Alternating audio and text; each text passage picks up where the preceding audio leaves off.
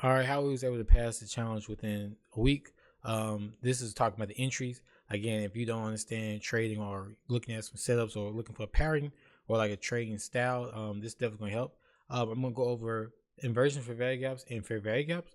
But basically, if you need my two ways of getting, or four ways of getting in the charts, is if we're looking for reversal, I'm looking for reversal. I'm looking for a breaker setup or inversion, and then I'm looking for the price to be trending. I am looking for a fair value gap or a proportion block. Again, I went over proportion block and breaker block in another video. Definitely go watch that. So this one's gonna be more pertaining to the inversion fair value gap. So the first thing you need is draw liquidity. Don't want to go into too depth about that. That's gonna be a whole another video. But draw liquidity. Draw liquidity is very, very important. None of this stuff matters if you don't got to draw liquidity. Draw liquidity for me for this day was these highs. So I had buy side right here. So I'm gonna mark them out. And this trade is live on the channel, by the way. So if you want to look at it, feel free to look at it in real time. And that's buy side, okay? So we come down, 930, Judas swing, come down. We leave a city. This is a city right here. This right here I'm looking at. My eyes going to this inversion or this city. Basically, the price was supposed to keep coming down. We tap into here. Notice the bias of the candles closing. Now it comes to encouragement of this, and we do go lower, right?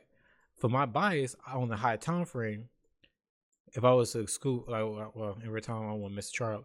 We already took a lot of liquidity, right, on the downside. So I was looking potentially for a reversal to come up to these highs, and that's exactly what we got. So in the 15-minute, 1 hour, if I zoom out, we're actually bullish on the high time frame. Again, this is a Judas swing for us to go back up. Now, remember what I said. For us to go back up, we're going to have to reverse. If we're going to have to reverse, it's like, just think about this. If I'm going for this buy side, and I'm looking for a reversal, that means my mind just went to two different P arrays, breaker or inversion for value gap. For me, I saw both. This was a breaker setup right here. I'm not gonna talk about the breaker. Watch the other video, and also this was A plus trade because I see inversion for value gap as well. And so basically, all I'm looking for is didn't get entry here, didn't get entry here, didn't get entry here. Once we start coming into this consequent encouragement of this inversion for value gap, I went ahead and got in. Right there. Something like that. Stop loss below here. Why stop loss right there? Because it covers the breaker and covers these breakaway gaps. Now this is stop loss placement. These are breakaway gaps. These can you see those fair value gaps right there? I don't want to see those. I want to see those stay open. I don't want to see those traded to, because if for us to get those traded to, we're gonna have to disrespect all this P array, this breaker, all that good stuff. I don't want to see that happen. So we got inversion of value gap right here. Boom. Right. I cannot close above it. That is confirming the inversion for value gap that I was predicting. And then we just aiming for this buy side. I think I took my trade like right there. So I didn't need the whole buy side, but you can literally see like we tap buy side or liquidity. And that's your inversion for value gap, to the T. This is all I was trading this entire time. Inversion for value gaps, breakers, proportion blocks, and for value gaps. And I know once again, if I need in-depth inversion of value gaps, my video, I can do that, but I think pretty simple. Basically, you're looking for it to be disrespected, either breaker or fair value gap, and going into the opposite direction. Now, the biggest thing is again drawing liquidity. So let's say we was aiming for this draw liquidity. This draw liquidity has been tapped into. We hit it, and we're coming back down. This is the trending part of it. If we're trending, remember, we're not looking for reversal. We're trending. I'm still going for this buy side. That's drawing liquidity. But to get up there, we already reversed. So if we already reversed, I'm not looking for a breaker setup. I'm not looking for an inversion for value gap setup, in my opinion. I'm actually looking for a fair value gap setup to take us back up to these highs. So two entries that I saw. Again, I didn't trade this because I was done for the day. But this would be a trade. Stop loss being right here. Going for buy side. Why is that? Because we're coming down. I'm waiting for this fair value gap right here. This is the first one. I'm going for that second one because if I go to 2 minute, you can see the fair value gap right there. And I'm giving it some breathing room. Giving it some breathing room because I don't know if we could dig deep down into this one. We could tap into this inversion fair value gap. I don't know. So I will give you some breathing room.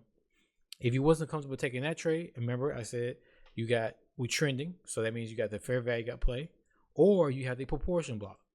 Again, I talked about it in the other video. Make sure you watch it. It's a breaker setup, but I also talk about what are proportion blocks as well. Proportion block right here is a order block inside another order block. So right here, this down close candle will be labeled as a order block. Cannot do it. Thank you.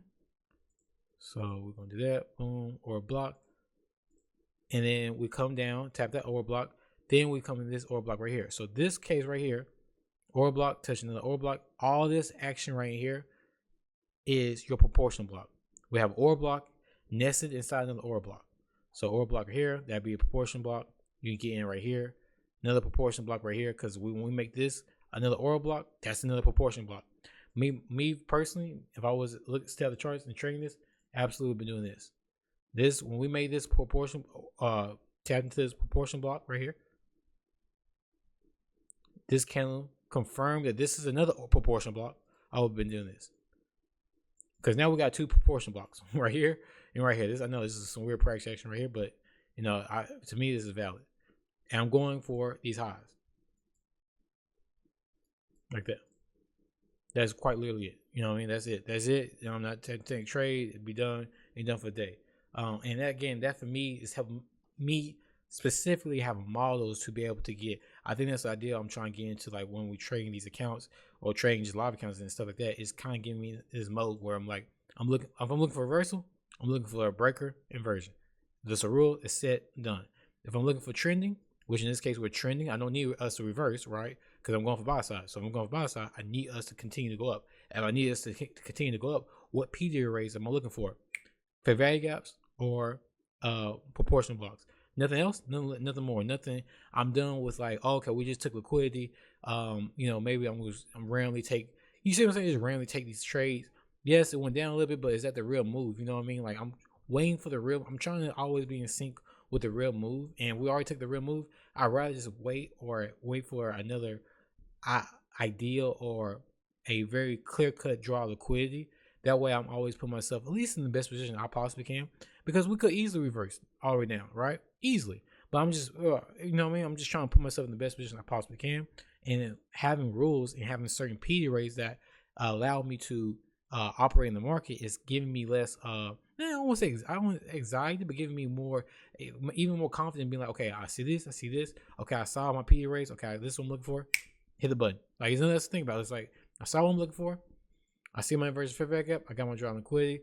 Just hit the button and, you know, put more risk on there. And I talked about it in the other video.